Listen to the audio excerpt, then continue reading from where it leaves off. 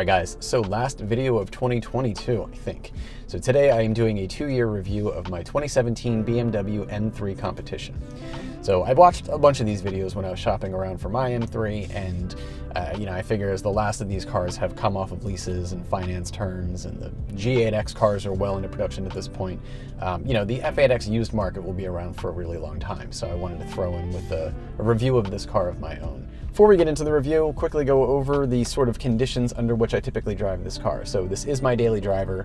I live in a suburban setting, so the overwhelming majority of my driving is typical suburban stuff. So grocery store runs, hardware store runs, regular errands, but also some beach trips, snowboarding trips to the mountains.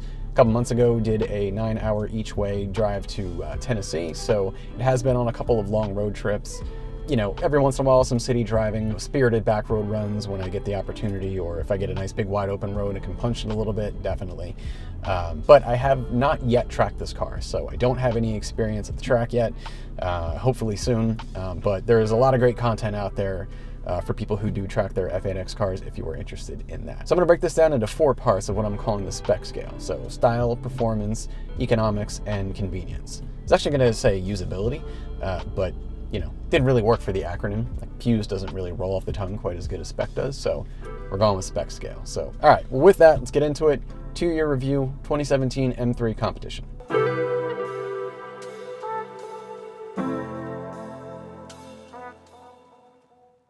right, so first up, style. So in my humble opinion, F80 is the best looking M3 ever made. All right, there it is. Now, granted, I love all generations of M3, and if I could, I would own every one of them. But, going through the list, so E30, very classic car, classic OG M3. When I first started getting into European performance cars when I was like 15 or 16, the E36 was just going into production.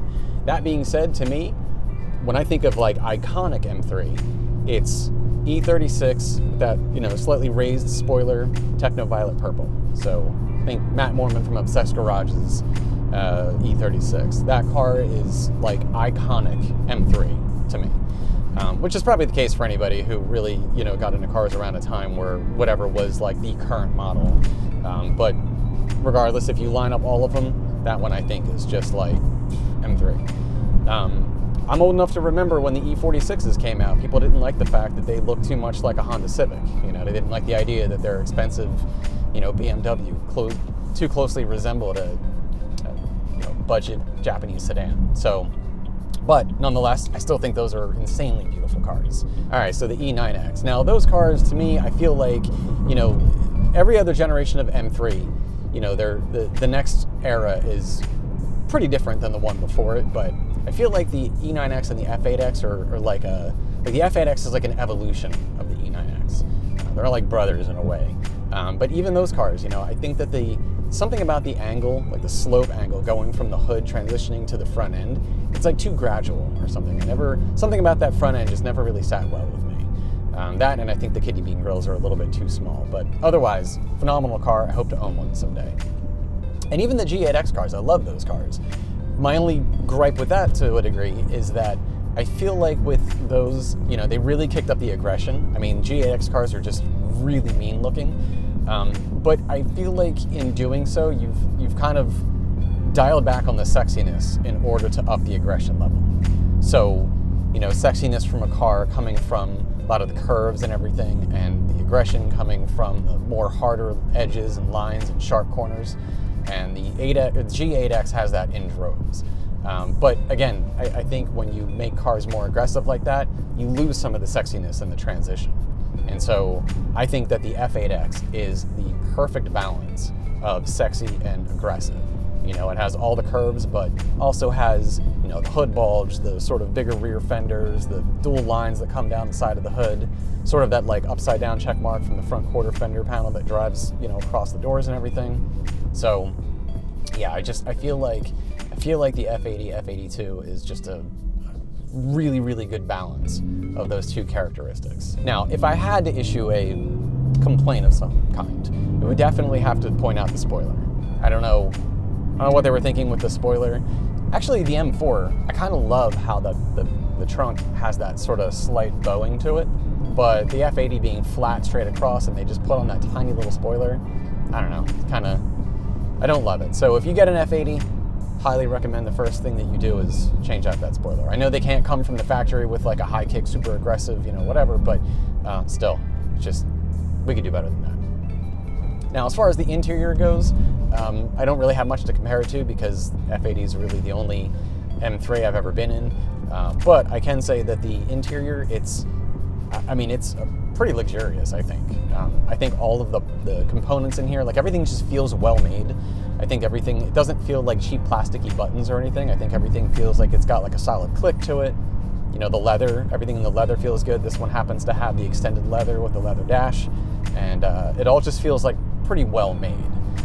You get in and it's like the side bolsters from the seat just kind of hug you in place, and it's like, we're going for a ride, Before this I had an A5, and before that I had an A4, and don't get me wrong, they were very nice cars and everything, but something about the interior just didn't, I don't know, it didn't feel cheap, but it definitely didn't feel like, luxury type class. I know you can't really expect like an S-Class Mercedes feel out of a base model A4, but nonetheless, it just it didn't feel as well made, I think, as the interiors of, the 3 Series, which essentially this is. But again, overall, for materials and everything like that, I think this thing is awesome.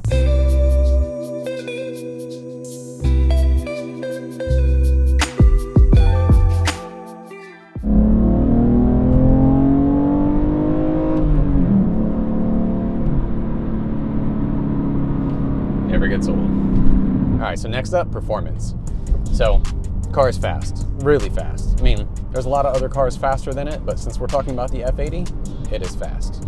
I'm sure if you're watching this, you probably already know all the specs and numbers and everything else, but quick recap, so 425 horsepower on the M3 base, 444 for competition, 0 to 60 times, 3.9 for DCT, 4.1 for manual, a quarter mile, about 12 seconds, top speed, 174, but what I think really makes this car great is the low end torque. Forget the actual number, it's like 400 something, but this car has tons of low end torque that make everyday driving a lot of fun, but also pretty crazy. So fortunately, it's got enough nanny controls in here to keep you on the road, unless you're, good enough to disable them. But I think one of the best quotes I heard, I forget who said it, but it was like, every time you get into an F80, it's trying to kill you and your family. I think that's pretty accurate. So again, like I said, I've never tracked this car, so I really maybe push this car to like a fraction of its actual capabilities. So all the more reason why I can't wait to get it onto a track someday. But even the kind of driving that I do, again, like I said, spirited back road driving, or if I get an occasional open road and can punch it a little bit, I mean, this thing is just a monster. And what's crazy is that, it's with as much power that it comes with stock, it's only a couple of bolt-ons and a tune away from being in the 500-600 horsepower range, where you don't even have to touch the internals. So this car is just wildly capable of being an absolute, more of a monster than it already is. But anyway, so, driving back roads and stuff, this thing is just on rails, which is, kind of a hallmark of most M model cars is their suspension. But yeah, hitting turns around this thing, corners and everything, I mean, the thing just absolutely is glued to the road. And yeah, this is by far the most powerful and most fun car I've ever had. Yeah, my closest second would have been when I was 17. I had a 95 Firebird Formula with a couple of bolt-ons that was making maybe 325, 330 horsepower. And I mean, that car was a monster, but pales in comparison to this. Don't get me wrong, that car was a lot of fun, but yeah, there's just, I don't know, there's just something special about this car, really M3s in general. One of the crazy things, and again, like I said, there's faster cars than this out there, obviously, but at the price point that these cars are at now, with the amount of power that they come with absolutely stock, it's kind of hard to beat that. I don't know, I'm sure there's a better combination, but for the overall, like the overall package of everything that, I mean, it's very capable sedan, insane speed, handling power, everything else, and for what the price of these things are at nowadays, it's a pretty good buy, I think. And I'll get into it with another video comparing manual and DCT, but I feel like as much as I love manual, never give it up, there's something a little extra crazier about the DCT transmission. So that thing, couple that with, some high speeds, and I don't know, it's just it's a different feel, man. but it's pretty wild.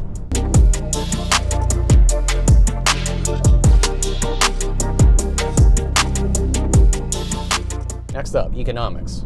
There are none. So it's a BMW, it's an M car, 93 octane gas, and you're going to use a lot of it. Tires are fairly expensive. I forget what they are for the base model, but for competition, 265 30/20s up front, 285 30/20s in the back. Michelin Pilot 4Ss go for, I don't know what, $1,200-1,300 for a set. You know, maintenance is more expensive, repairs are more expensive. GoPro's having a problem. So anyway, maintenance is more expensive, repairs are more expensive, but two things I would say in regards to that. One, this car is easy to maintain yourself, and this is coming from somebody who previously never really did their own car maintenance. But I wanted to start doing my own maintenance. One, just to be more familiar with this car inside and out. I wanted to like really the full ownership feel of this thing and not just drive it and hand off, you know, maintenance to somebody else. Certainly if you have the time for that or, you know, whatever, I would highly encourage that because it is not difficult to keep this thing in good running condition. Now for repairs, you know, this car has been around platform has been around for about 8 years now, and by all accounts, that's a really reliable car. You know, the S55 engine is not known for having a lot of problems. The car overall in general is very well built. Sure, there's always going to be some issues here and there, and in fact, I had one. Fortunately, it was covered under warranty, but like I had a drivetrain issue that ended up costing would have been $4,000 in repairs. Actually, a pretty cool story. I took it to my dealer when I first noticed the drivetrain malfunction issue come up, and they couldn't reproduce the problem. So it went away, and a couple months later, it started coming up again, regularly. Took it back. They found this electric, I forget what the actual problem was, I'll have to go back and look it up, but it was something with the drivetrain, something with the steering, it was completely malfunctioning, and they had to replace the entire unit. So it was $4,000 in repairs, and by that point the car was out of its factory warranty. Fortunately, my service advisor was insanely cool, did I think what was called a goodwill repair or something like that, so they covered the cost of it. But that is the only real issue I've had with this car in the 2 years that I've owned it. But again, that was more of that's not, it was an exception, not a rule, you know what I mean? So overall, these cars, very reliable and easy to maintain. So even though generally the stuff is more expensive, it doesn't really outweigh, I think, the overall cost of owning a car like this. But again, in general, it is not an economical car. You're not going to save any kind of money on gas. You're lucky to get, 19, 20 miles a gallon. I think I get roughly a little under 300 miles to a tank. Now compare that to my A5, granted, different car, but I think I was putting 93 in that, and I was getting about 400, maybe 420 miles to the tank. So, you're definitely going to get a lot less out of this car. But it's worth it. So much fun. Go back to that performance section. It's worth the lack of any kind of economics. So to recap, not very economical car in terms of gas consumption, mileage, all those other factors. Maintenance is generally more expensive. Repairs, when necessary, are more expensive. But as I said, the car has proven to be pretty reliable as a platform over the years. Few issues here and there, but nothing too crazy. But you should definitely account for the fact that if you do have a major repair to make or whatever, of course it will cost more money, given the type of car that this is.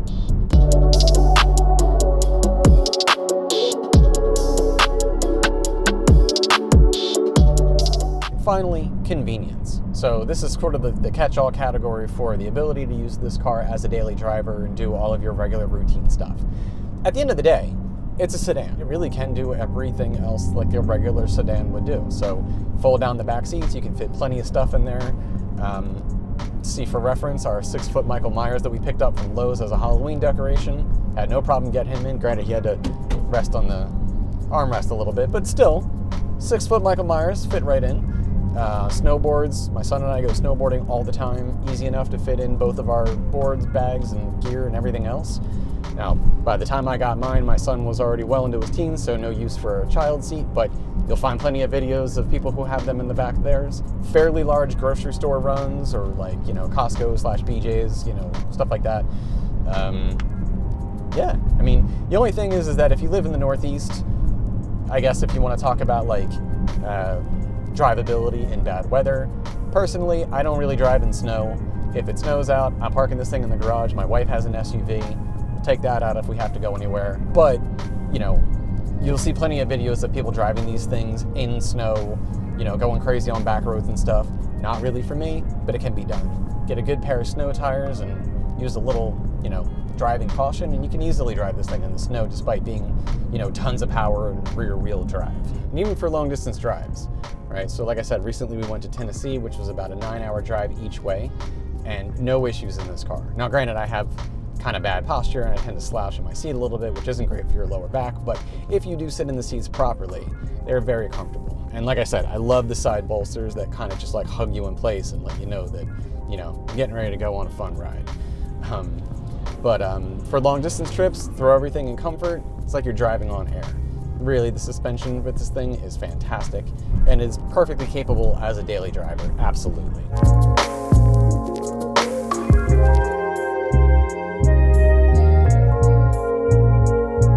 Overall impressions after 2 years of ownership, I would say this car has definitely made me, you know, a car guy again. Yeah, I've always loved cars since I was a kid, always been an enthusiast. Had my hardcore JDM phase back in the day, although I still love JDM cars. Always loved American muscle, you know, European performance, everything, classic cars. But you know, I kind of went through like a lull when I had the Audis. And again, they were very nice cars, don't get me wrong, but A4, A5, but they just weren't exciting. There was nothing about them that really stirred any kind of excitement or whatever, you know, not like when I got this. The moment I got this car, it was like a light switch that went on that kind of sort of totally reignited that love and passion for cars. What's been, I think, also interesting is, you know, the honeymoon period for a car. So you know how like when you get a new car, like new to you, either new or used, whatever, and you know, you look forward to getting it every time, you look forward to going for a drive, it's new, it's fun, whatever. That has not gone away in 2 years of having this car. Seriously, there's no point that I've ever gotten in this car, no matter how mundane the errand, that I didn't look forward to just driving, right? Even if it was just, you know, had to run and go get gas or something like that. Just being in this car and going out for a drive, regardless of what it was, it's just fun getting behind the wheel. It's fun, you know, pushing the start button, hearing the startup roar of the engine, everything. This car just has a very driving it is just like a visceral experience. It just has that kind of feel to it. And maybe some of that is just BMW's marketing doing its magic, or the sort of legacy of the M, you know, division that I've grown up with and everything like that. I don't know. But again, 2 years and the honeymoon period with this car has not ended. I still look forward, you know, even doing this review, getting in this car, going for a drive, doing this review, I was looking forward to, and driving it right now. It's a fun car, it's enjoyable. It still has just that absolutely exciting drive every single time I get in. So if you're considering one, go for it. It's a lot of fun. All right, guys, well, that is about it. So I hope you found this review helpful. If you did, kindly give the video a thumbs up, subscribe if you haven't already, and I will catch you in the next one. Thanks for watching.